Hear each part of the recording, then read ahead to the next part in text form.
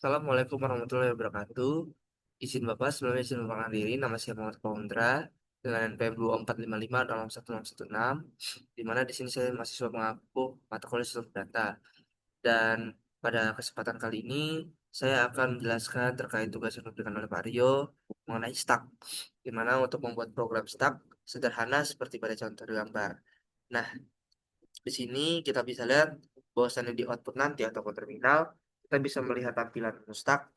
Yang pertama ada push, pop, pick, dan juga check ya, apakah dia kosong seperti itu. Dan juga 5 kita keluar dari program ini. Nah, jadi ini ada contohnya. Sebenarnya kita masuk pilihan pertama, di mana pilihan pertama itu push ya. Di mana kita push ini masukkan nilai itu untuk 40. Jadi ada keterangan pesan yang ditampilkan bahwasannya 40 sudah di-push ke dalam stack. Berikut yang lain-lainnya. Nah, mungkin kita bisa langsung.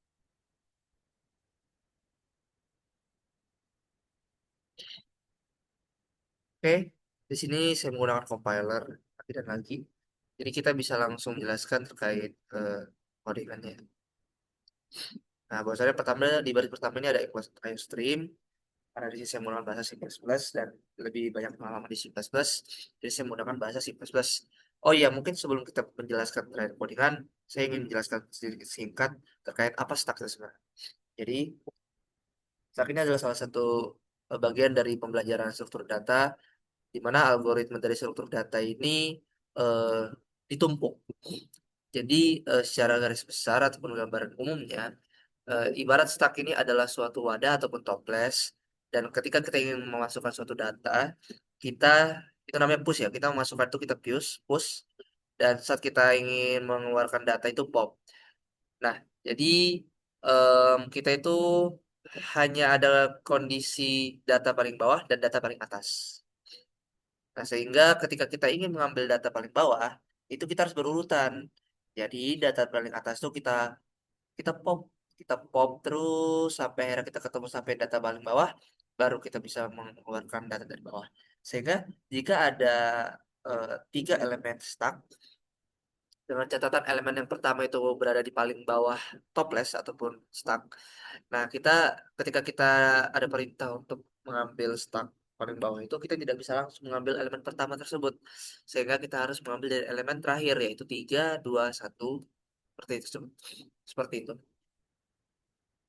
Nah, jadi langsung saja mungkin kita jelaskan terkait codingannya.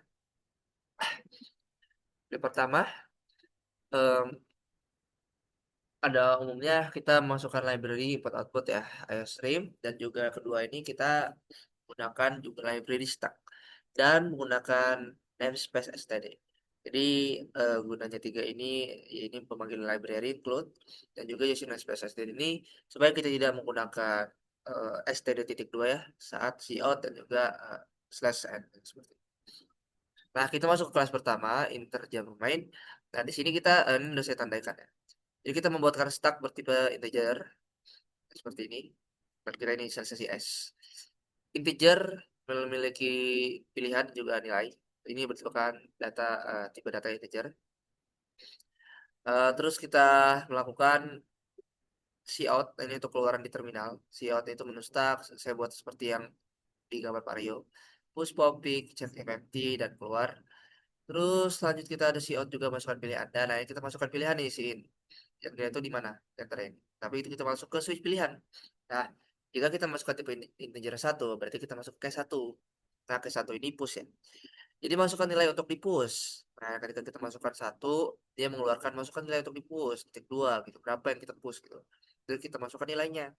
Nah, itu bertipe integer ya. Nah, itu 5, 50, 500, dan seterusnya. Kita masukkan nilai saja jadi S push dalam kurung nilai. Jadi nilai itu akan dimasukkan ke stack tersebut ya. Nah, kita akan mengeluarkan nilainya berapa, terus push dalam stack. Jadi misalnya kita menuliskan nilai tadi 100 ya.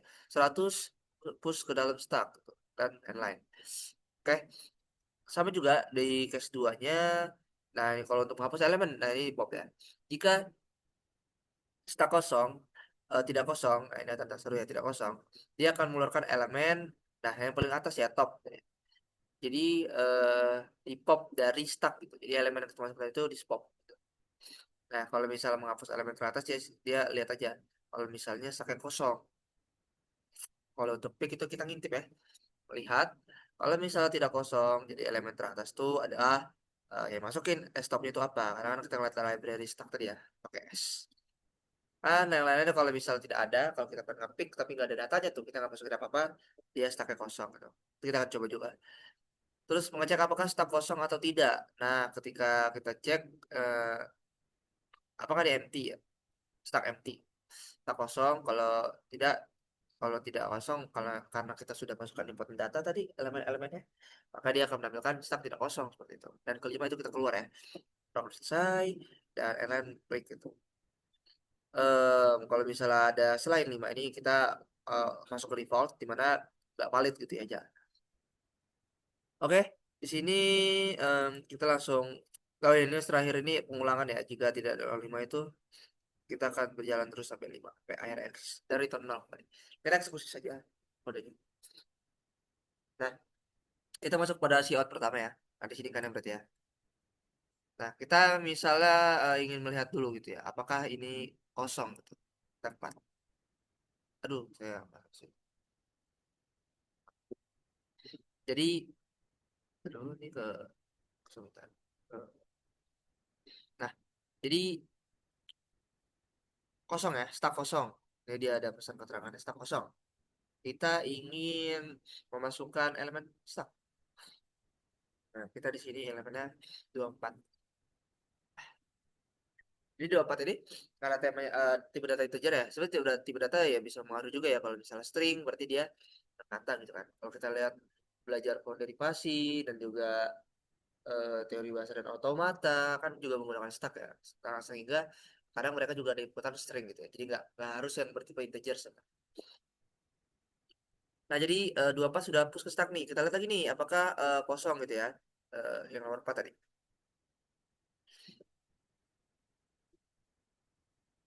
Ya.